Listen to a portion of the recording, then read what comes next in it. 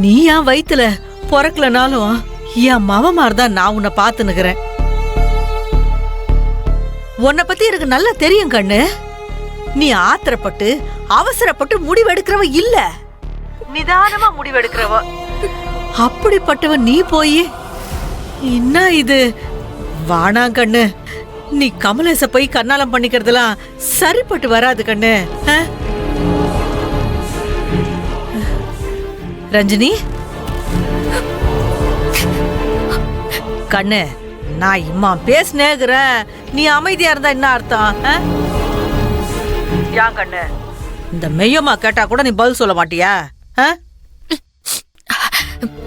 இல்ல மெய்யம்மா, நான் கமலேஷ புடிச்சு போய் தான் இந்த கல்யாணத்துக்கே ஒத்துக்கிட்டேன்.